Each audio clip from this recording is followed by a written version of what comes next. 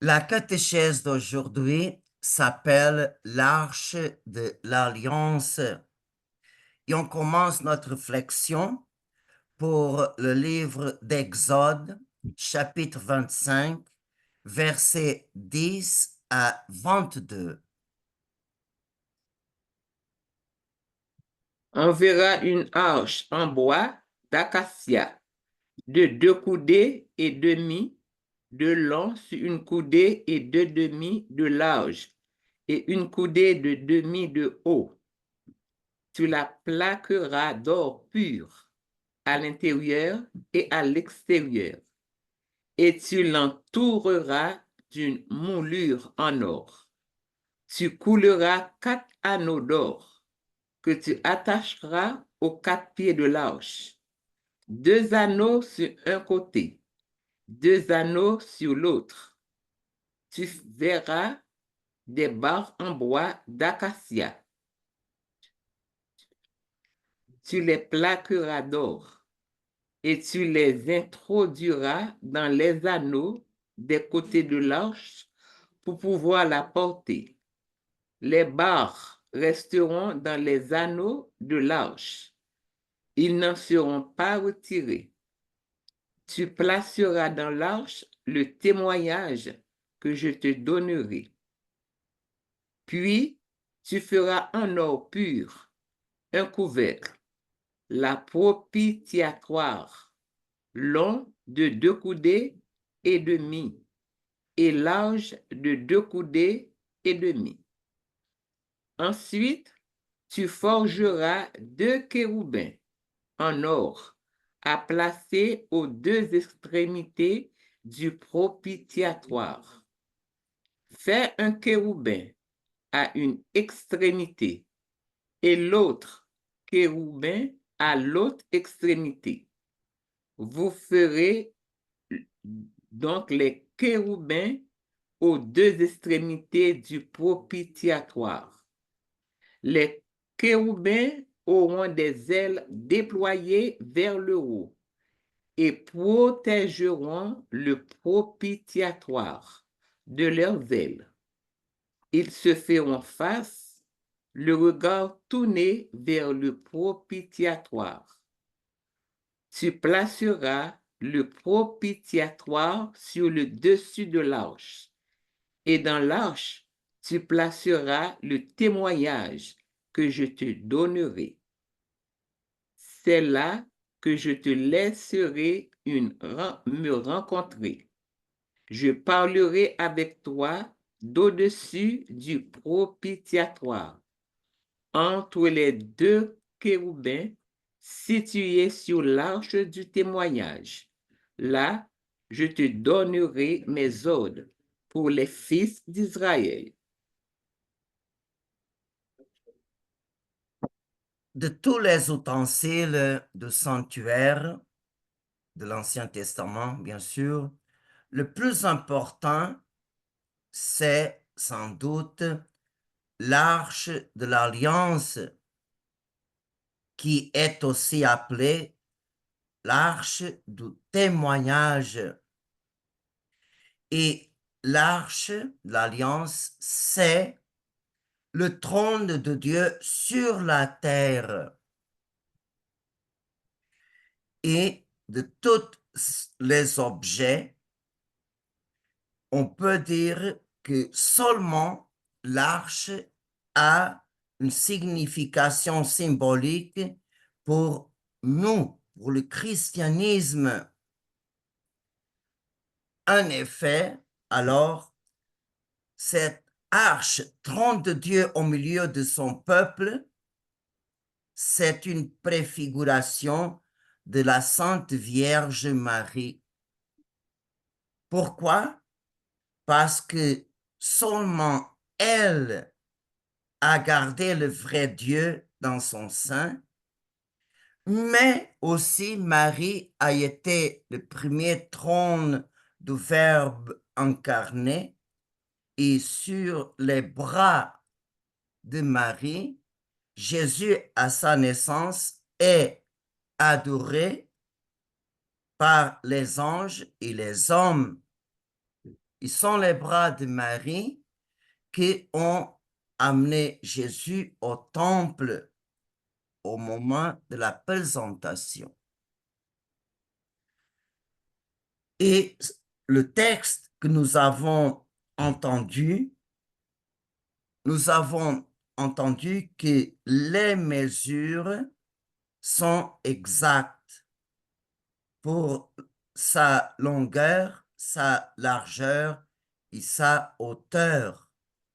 L'arche a été faite en bois d'acacia et plaquée d'or à l'intérieur et à l'extérieur. Et elle avait 4 anneaux d'or aux 4 coins inférieurs, dans lesquels passaient les 2 barres d'acacia recouvertes d'or. Et c'est ces 2 barres qui permettaient de transporter l'arche d'un côté à l'autre.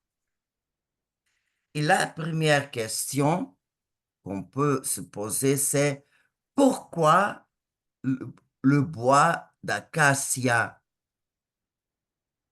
Premièrement, parce que c'était un bois noble. Et l'acacia a une qualité que les objets d'acacia ne se déforment pas et difficilement ils sont attaqués par les vers.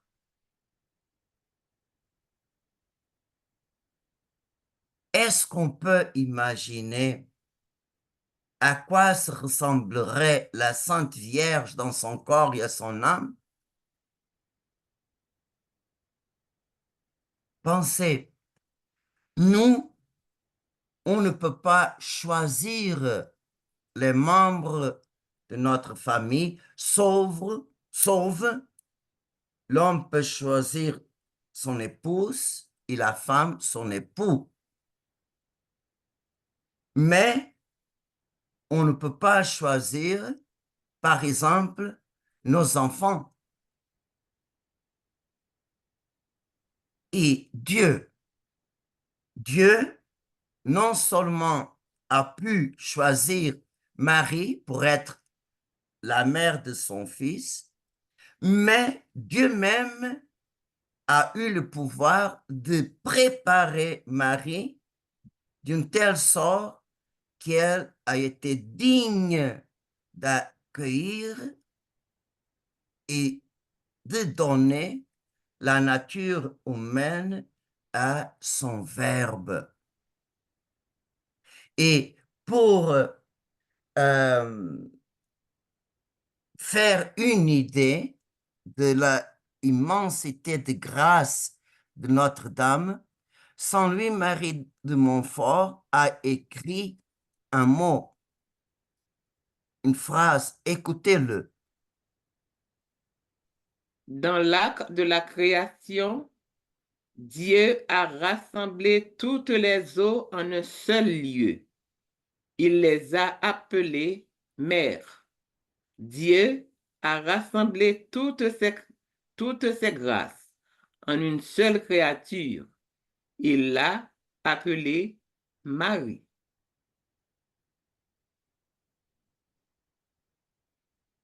Dieu est le Saint des saints.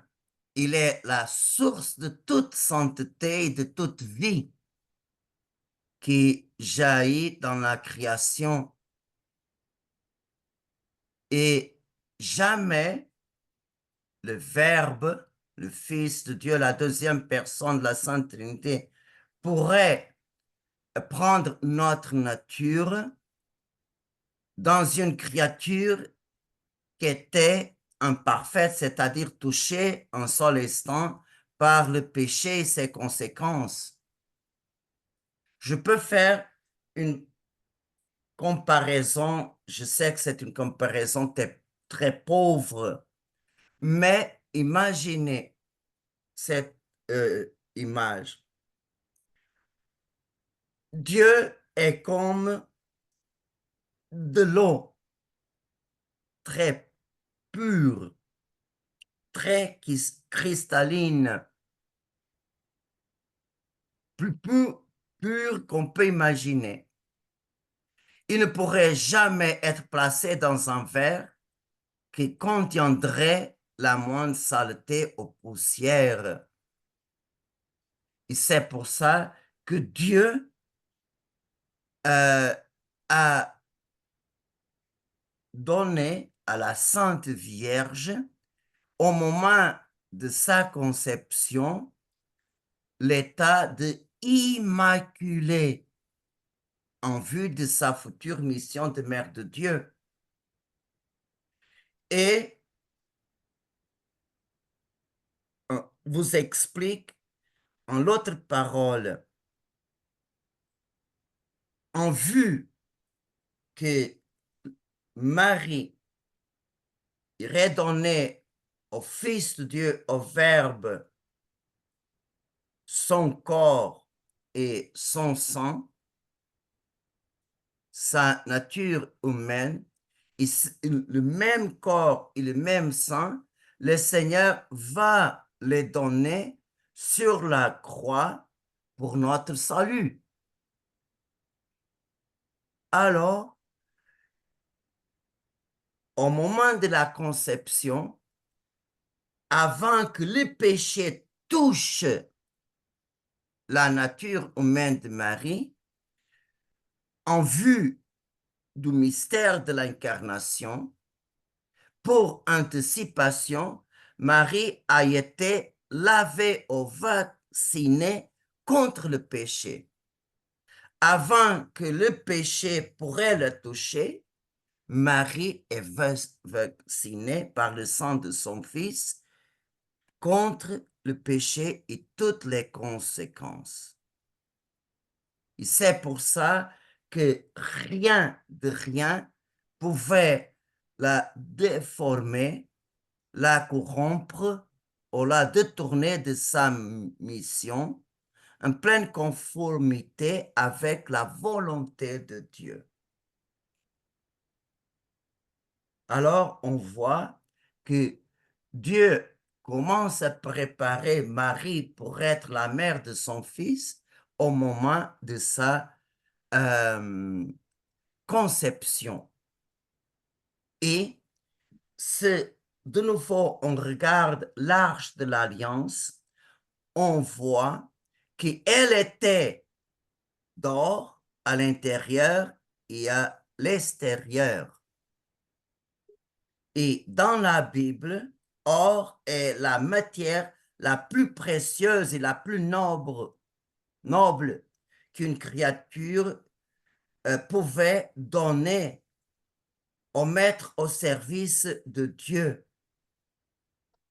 Et les ustensiles qui se trouvaient dans le sanctuaire, que Moïse a construit, tous les ustensiles étaient faits de matériaux précieux de toutes sortes.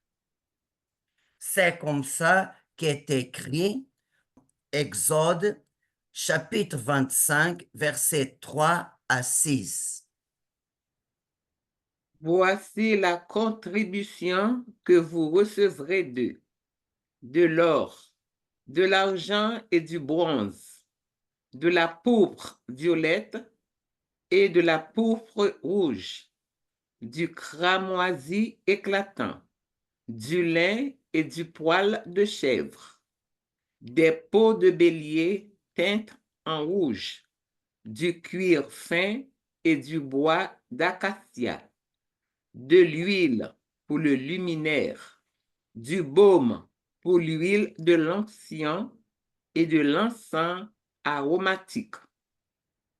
Alors, dans ce texte-là, le premier matériel à être cité, c'est exactement l'or. Et dans notre culture, l'or est aussi utilisé pour symboliser nos sentiments les plus nobles. Par exemple, les anneaux portés par les mariés le jour de leur mariage. Et on peut poser la question, pourquoi les alliances sont-elles en or?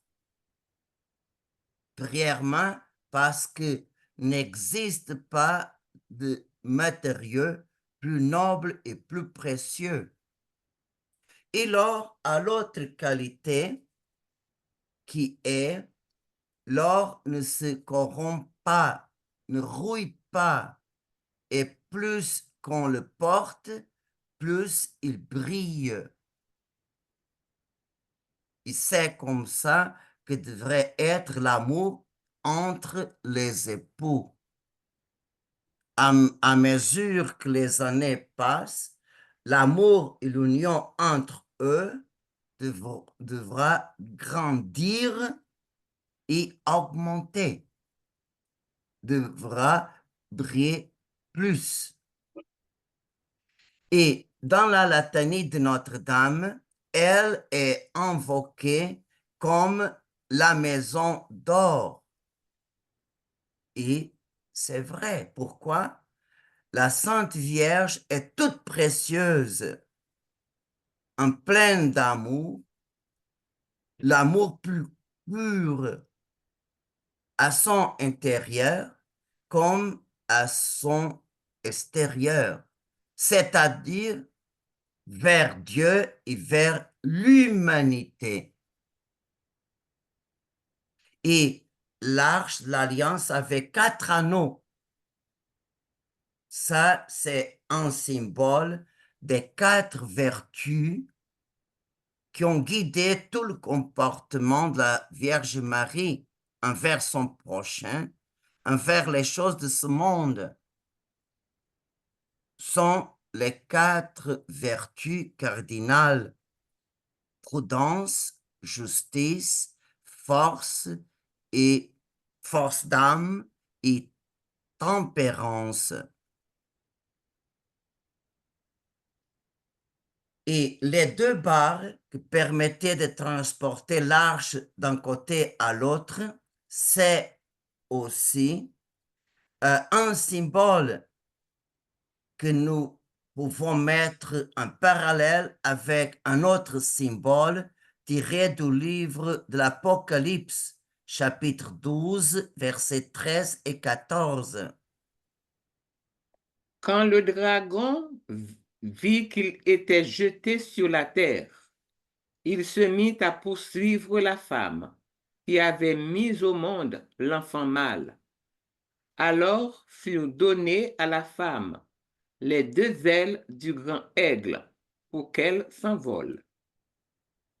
Regardez, à la femme, elle a reçu 2 ailes du grand aigle. Ces 2 ailes et ces 2 barres peuvent être interprétées symboliquement, bien sûr, comme une image de l'Assomption glorieuse de la Vierge au ciel, en corps et âme. En effet, les 100 anges l'ont porté d'un côté à l'autre, c'est-à-dire de ce monde à la maison du Père, dans une marche triomphale. Et l'arche de l'Alliance est aussi appelée trône de Dieu. Comment? Alors, l'arche de l'Alliance avait un couvercle appelé propitiatoire, sur lequel il y avait 2 images de chérubins esculpés en or et placés à ces 2 extrémités. Alors, les 2 chérubins et le couvercle formaient un seul corps. Et on voit les ailes des chérubins protégeaient le propitiateur et un faisait face à l'autre. Et on peut poser cette question: Qui sont les chérubins? Sont des anges qui appartiennent au deuxième cœur et pour la première fois, ils sont mentionnés dans le livre de la Genèse, chapitre 3, versets 23-24. Alors le Seigneur Dieu le renvoya du jardin d'Éden pour qu'il travaille la terre, d'où il avait été tiré. Il expulsa l'homme et il posta à l'orient du jardin d'Éden les chérubins armés d'un glaive fulgurant pour garder l'accès de l'arbre de vie. Et au temps du roi Salomon, il a construit le premier temple,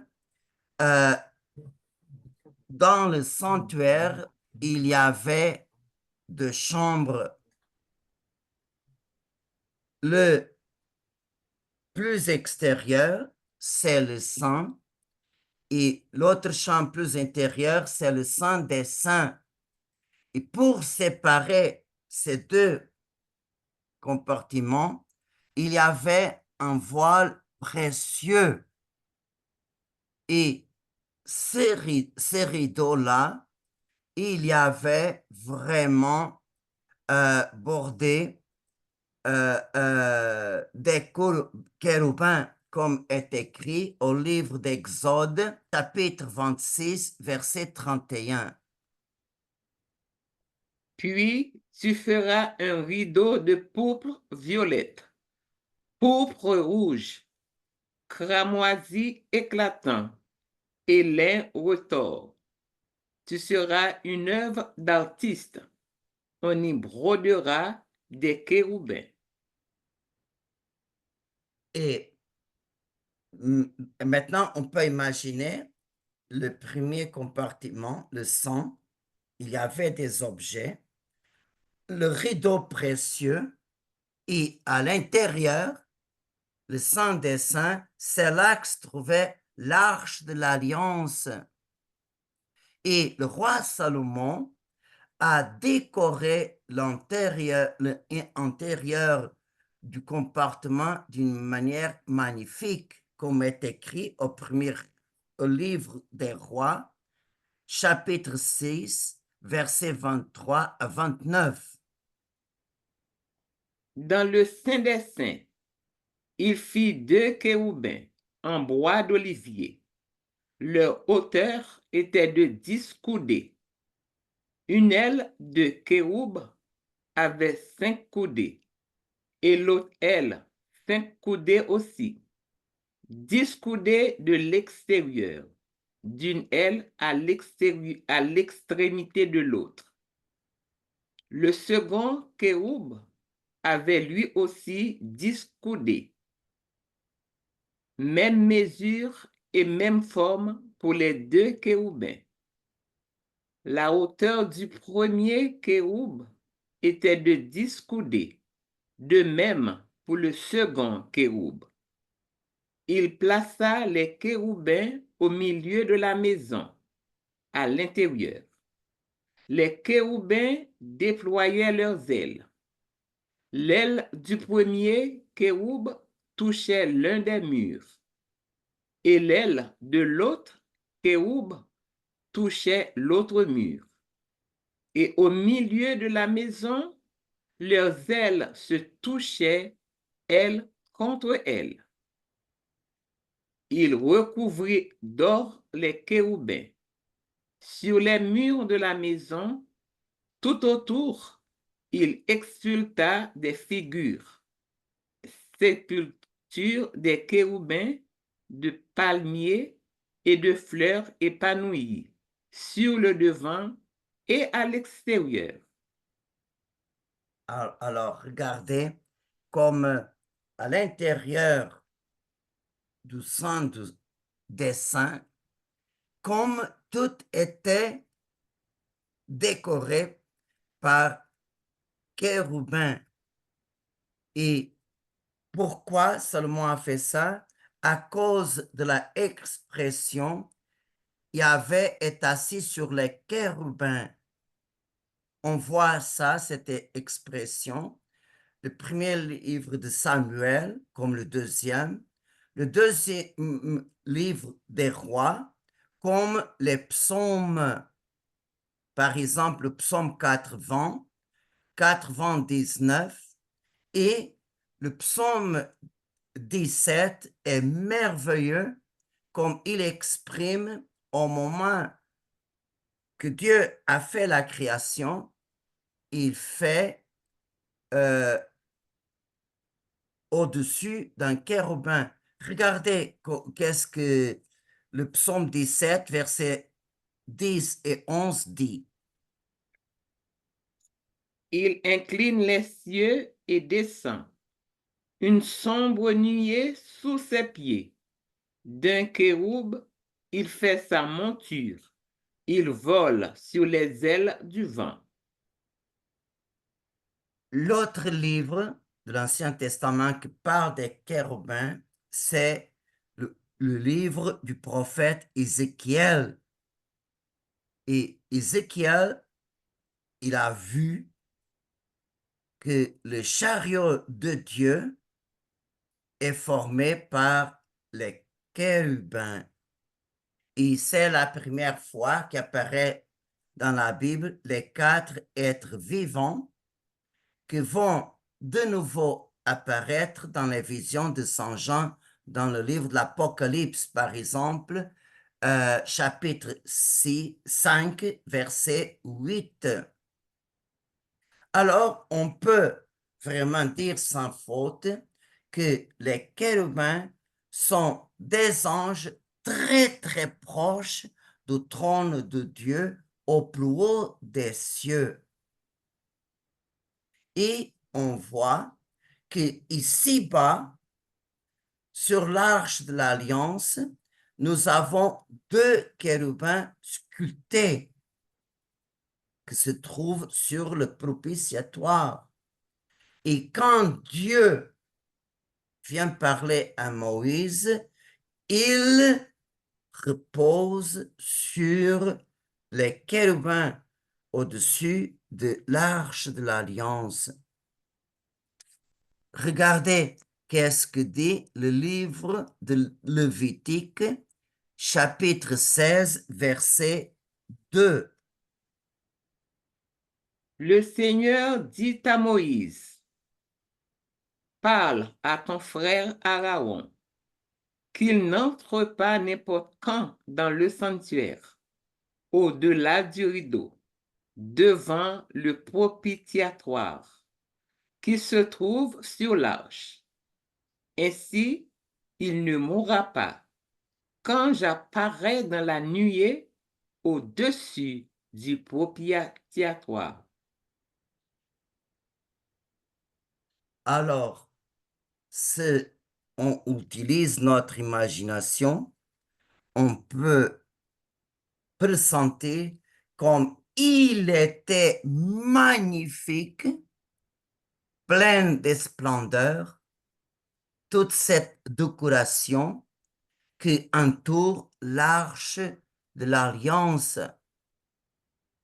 Mais plus merveilleuse est la réalité qui se réalise dans le Nouveau Testament.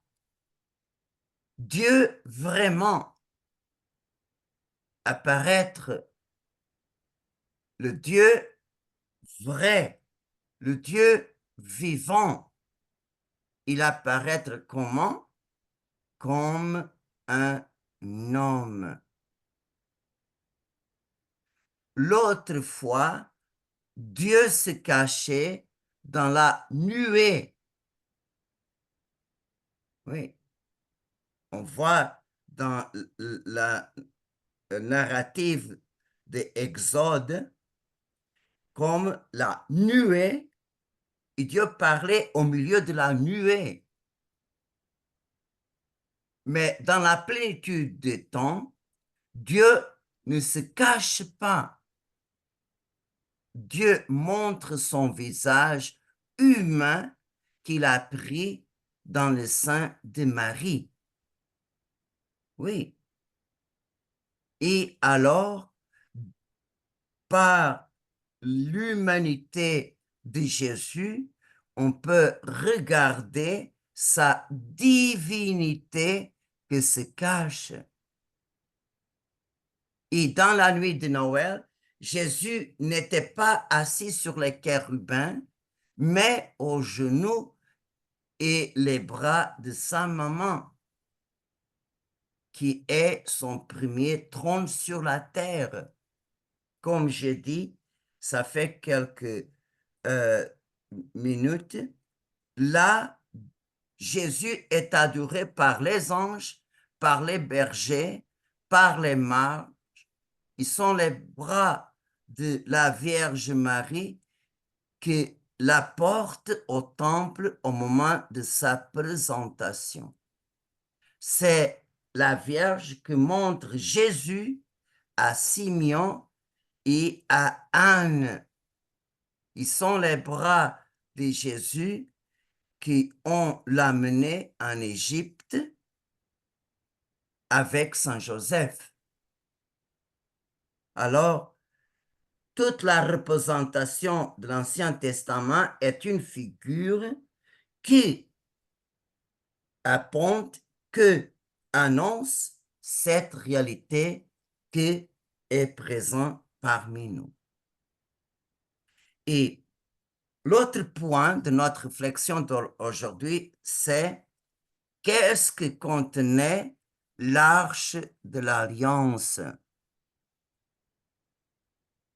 L'arche de l'Alliance a contenu trois choses très précieuses.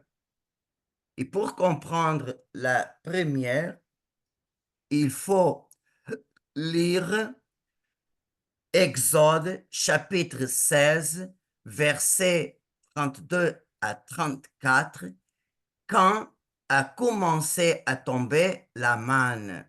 Qu'est-ce que Dieu ordonna à Moïse? Quand on garde une pleine mesure en réserve pour les générations futures. Ainsi pourront-ils voir le pain dont je vous ai nourri au désert, quand je vous ai fait sortir du pays d'Égypte. Moïse dit à Aaron, prends un vase, tu y mettras une pleine mesure de manne et tu le déposeras devant le Seigneur, en réserve pour les générations futures, comme le Seigneur l'avait ordonné à Moïse. Aaron déposa le vase en réserve devant le témoignage. Alors, le premier objet précieux qui contenait l'arche, c'est un récipient avec la manne.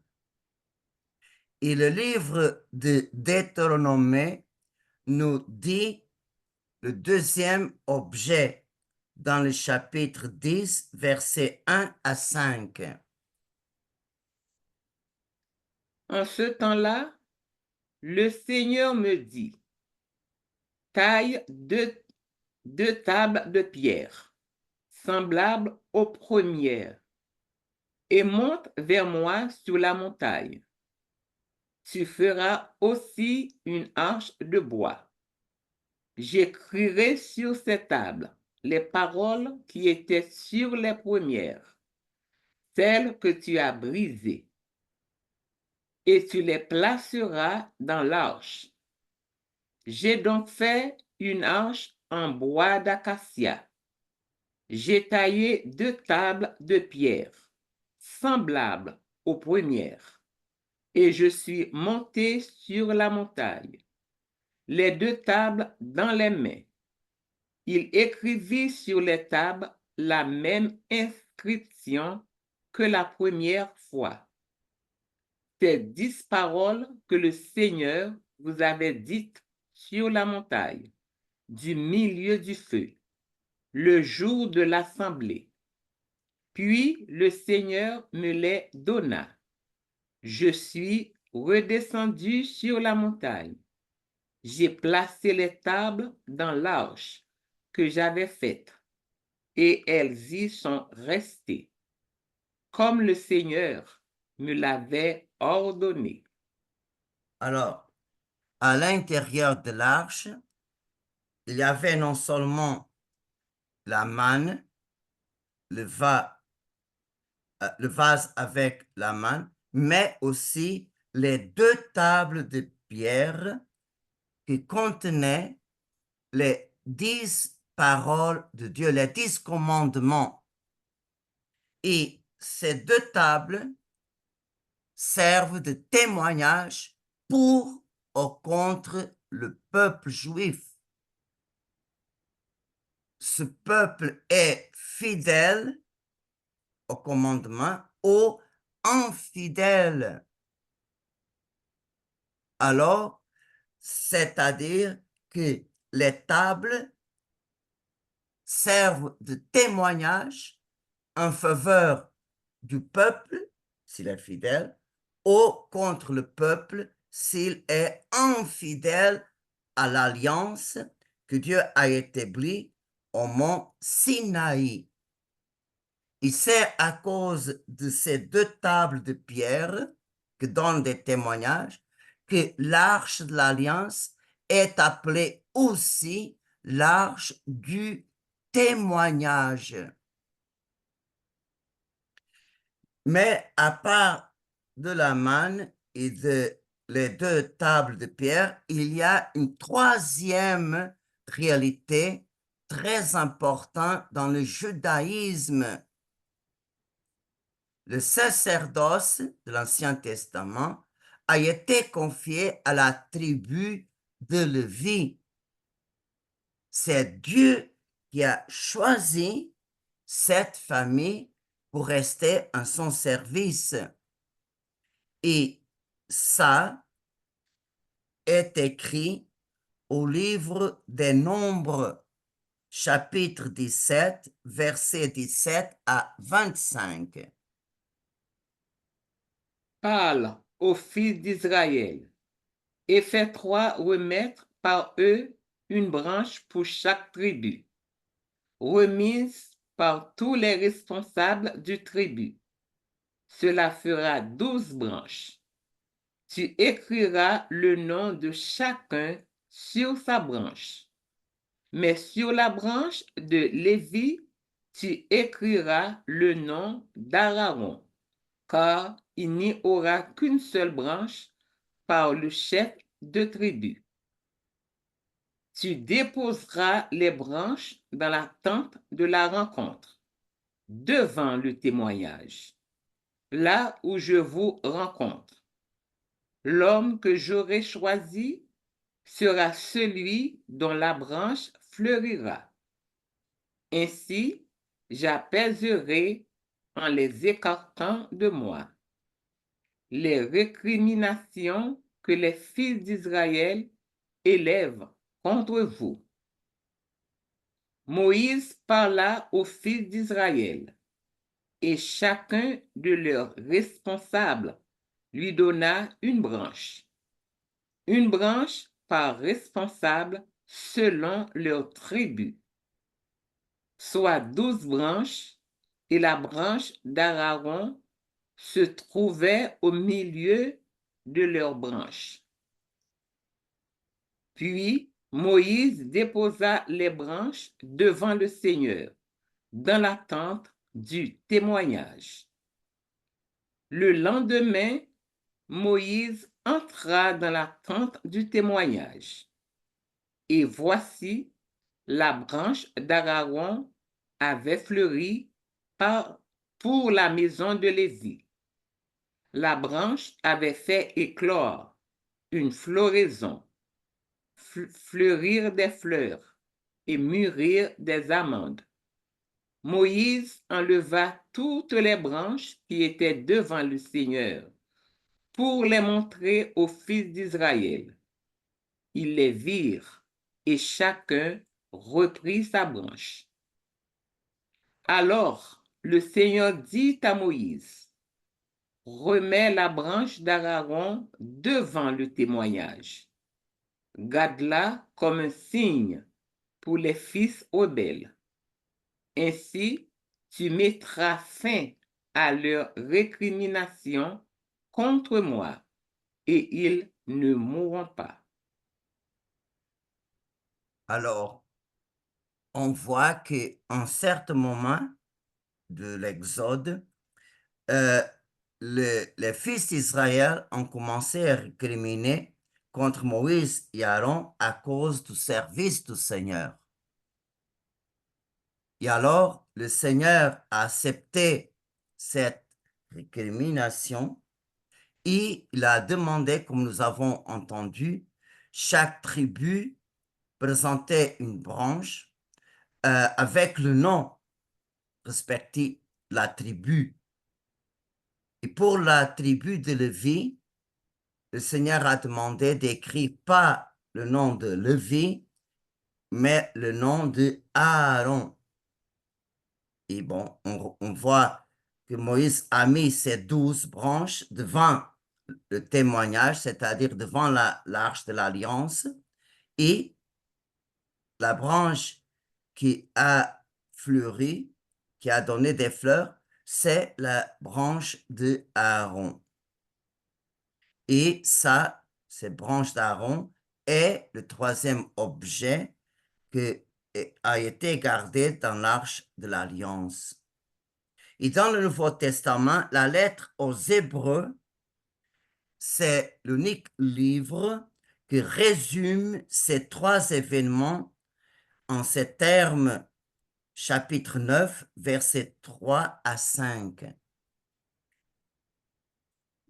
Derrière le second rideau, il y avait la tente appelée le Saint des Saints, contenant un brûle-parfum en or et l'arche d'alliance, entièrement recouverte d'or, dans laquelle se trouvait un vase d'or contenant la manne, le bâton d'Aaron qui avait fleuri, et les tables de l'alliance. Au-dessus de l'arche, les chérubins de gloire couvraient de leur ombre la plaque d'or appelée propitiatoire. Mais il n'y a pas lieu maintenant d'entrer dans les détails. Alors, dans l'arche de l'Alliance se trouvaient les deux tables de la loi. Alors, la loi de Dieu pour son peuple. La verge d'Aaron, symbole au signe du sacerdoce de l'Ancien Testament. La tribu qui rendait culte à Dieu. Et le pot contenant la manne, c'est un signe de la bonté et de la providence de Dieu qui prend soin de son peuple. Et Marie, arche de la nouvelle alliance, le Père a caché en elle son Fils unique qui est venu pour amener l'ancienne loi à la perfection. Et la nouvelle loi ne sera plus écrite sur les tables de pierre, mais dans les cœurs par l'Esprit Saint, dit Saint Paul, à deuxième lettre aux Corinthiens. Aussi, le Seigneur est venu pour porter à la perfection le vrai culte, la vraie adoration à Dieu notre Père. Et c'est pour ça que Jésus a un sacerdoce plus parfait que celui d'Aaron. Et Jésus fait participer les apôtres et leurs successeurs de son unique sacerdoce. Et alors, dans l'Église, c'est le sacerdoce unique de Jésus qui sanctifie le peuple de Dieu à travers les siècles. Et un dernier, dans le culte de la Nouvelle Alliance, Jésus même devient notre pain, comme il même a dit, Jean chapitre 6, versets 51 et 58. Pain vivant qui est descendu du ciel. Il n'est pas comme celui que les pères ont mangé. Eux, ils sont morts. Celui qui mange ce pain vivra éternellement. Alors, on voit que Jésus assume en lui-même, en soi-même, ces trois symboles. Il amène les 10 commandements à sa perfection. C'est lui qui rend au Père éternel en notre nom le vrai culte,